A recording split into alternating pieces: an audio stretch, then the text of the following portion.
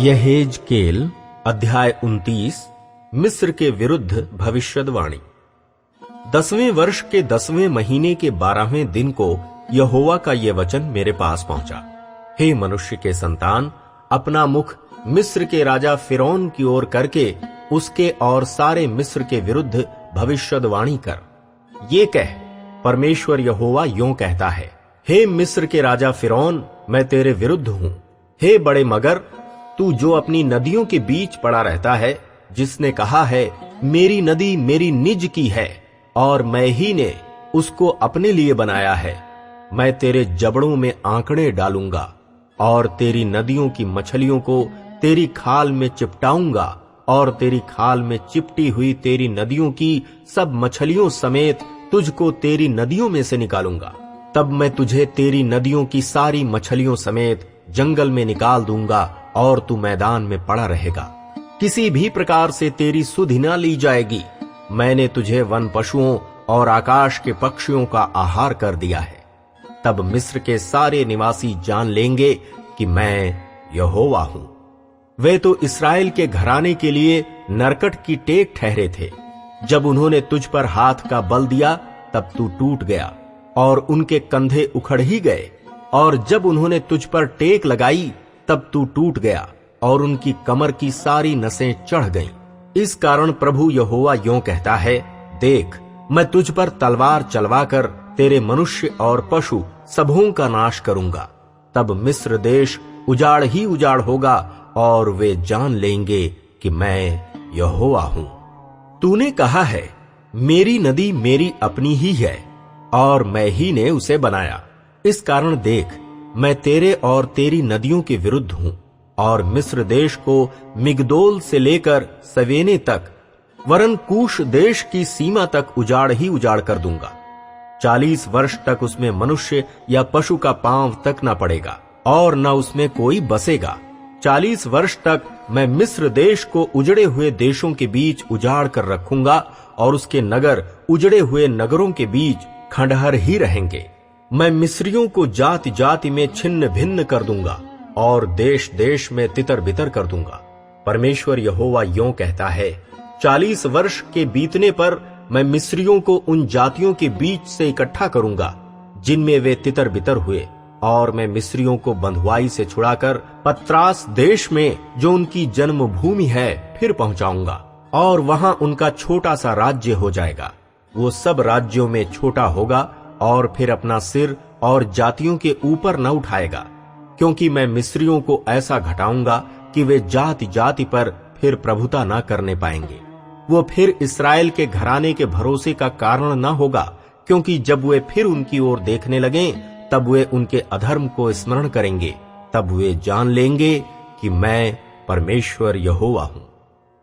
राजा नबूकदनेस्सर मिस्र को पराजित करेगा। फिर 27वें वर्ष के पहले महीने के पहले दिन को यहोवा का यह वचन मेरे पास पहुंचा। हे मनुष्य के संतान, बेबीलोन के राजा नबूकदनेस्सर ने सोर को घेरने में अपनी सेना से बड़ा परिश्रम कराया। हर एक का सिर गंजा हो गया और हर एक के कंधों का चमड़ा छिल गया। तो भी उसको सोर से न तो इस बड़े परिश्रम की मजदूरी कुछ मिली और न उसकी सेना को। इस कारण परमेश्वर यहोवा यों कहता है, देख, मैं बेबीलोन के राजा नबूकदनेस्सर को मिस्र देश दूंगा और वो उसकी भीड़ को ले जाएगा और उसकी धन संपत्ति को लूटकर अपना कर लेगा। अतः यही मजदूरी उसकी सेना को मिलेगी। मैंने उसके परिश्रम के बदले में उसको मिस्र देश इस कारण दिया है कि उन लोगों ने मेरे लिए काम किया था। परमेश्वर यहोवा की यही वाणी है। उसी समय मैं इस्राएल के घराने का एक सींग उगाऊंगा और उनके बीच तेरा मुंह खोलूंगा। तब वे जान लेंगे कि मैं यहोवा हूं।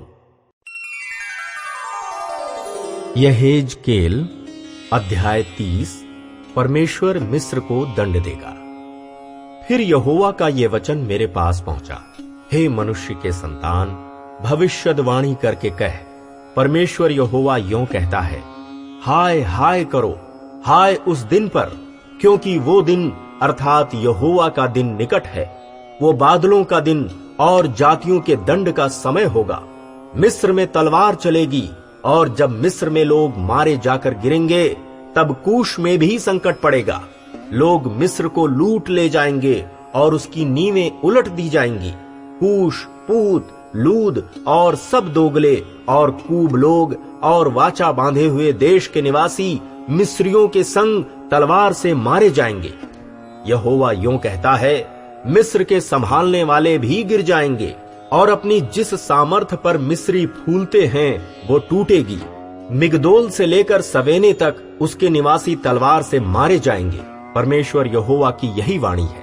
वे उजड़े हुए देशों के बीच उजड़े ठहरेंगे और उनके नगर खंडहर किए हुए नगरों में गिने जाएंगे। जब मैं मिस्र में आग लगाऊंगा और उसके सब सहायक नष्ट होंगे, तब वे जान लेंगे कि मैं यहोवा हूं।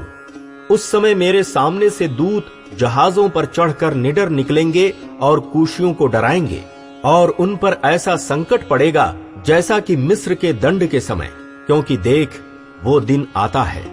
परमेश्वर यहोवा यूं कहता है, मैं बेबीलोन के राजा नबूकदनेस्सर के हाथ से मिस्र की भीड़ भाड़ का नाश करा दूंगा। वो अपनी प्रजा समेत जो सब जातियों में भयानक है, उस देश का नाश करने को पहुंचाया जाएगा, और वे मिस्र के विरुद्ध तलवार खींचकर देश को मरे हुओं से भर देंगे। मैं नदियों को सुखा डालूंगा और देश को बुरे लोगों के हाथ कर दूंगा, और मैं परदेशियों के द्वारा देश को और जो कुछ उसमें है उजाड़ करा दूंगा। मुझ यहोवा ही ने ये कहा है। परमेश्वर यहोवा यूं कहता है, मैं नोप में से मूर्तों का नाश करूंगा और उसमें की मूर्तों को रहने न दूंगा। फिर कोई प्रधान मिस्र देश में न उठेगा और मैं मिस्र देश में भय उपजाऊंगा। मैं पत्रोस को उजाड़ूंगा और सोअन में आग लगाऊंगा और नो को दंड दूंगा। सीन, जो मिस्र का दृढ़ स्थान है, उस पर मैं अपनी जलजलाहट भड़काऊंगा और नो की भीड़ भाड़ का अंत कर डालूंगा। मैं मिस्र में आग लगाऊंगा, सीन बहुत थरथराएगा और नो फाड़ा जाएगा, और नोप के विरोधी दिन दहाड़े उठेंगे। आवेन और पीवेसेत के जवान तलवार से गिरेंगे और ये नगर बंधुआई में चले जाएंगे। जब मैं मिस्रियों के जुओं को तहपन्हेस में तोड़ूंगा, तब उसमें दिन को अंधेरा होगा और उसकी सामर्थ जिस पर वो फूलता है वो नष्ट हो जाएगी। उस पर घटा छा जाएगी और उसकी बेटियां बंधुआई में चली जाएंगी। इस प्रकार मैं मिस्रियों को दंड दूंगा, तब वे जान लेंगे कि मैं यहोवा हूं। मिस्र के राजा की टूटी हुई शक्ति। फिर 11वें वर्ष के पहले महीने के 7वें दिन को यहोवा का यह वचन मेरे पास पहुंचा। हे मनुष्य के संतान, मैंने मिस्र के राजा फिरौन की भुजा तोड़ दी है, और देख, ना तो वो जोड़ी गई, न उस पर लेप लगाकर पट्टी चढ़ाई गई कि वो बांधने से तलवार पकड़ने की योग्य बन सके। इसलिए प्रभु यहोवा यूं कहता है, देख, मैं मिस्र के राजा फिरौन के विरुद्ध हूं और उसकी अच्छी और टूटी दोनों भुजाओं को तोड़ूंगा और तलवार को उसके हाथ से गिराऊंगा। मैं मिस्रियों को जाति जाति में तितर बितर करूंगा और देश देश में छितराऊंगा। मैं बेबीलोन के राजा की भुजाओं को बलि करके अपनी तलवार उसके हाथ में दूंगा, परंतु फिरौन की भुजाओं को तोड़ूंगा और वो उसके सामने ऐसा कराहेगा जैसा मरने वाला घायल कराहता है। मैं बेबीलोन के राजाओं की भुजाओं को संभालूंगा और फिरौन की भुजाएं ढीली पड़ेंगी, तब वे जानेंगे कि मैं यहोवा हूं। जब मैं बेबीलोन के राजा के हाथ में अपनी तलवार दूंगा, तब वो उसे मिस्र देश पर चलाएगा, और मैं मिस्रियों को जाति जाति में तितर बितर करूंगा और देश देश में छितरा दूंगा। तब वे जान लेंगे कि मैं यहोवा हूं।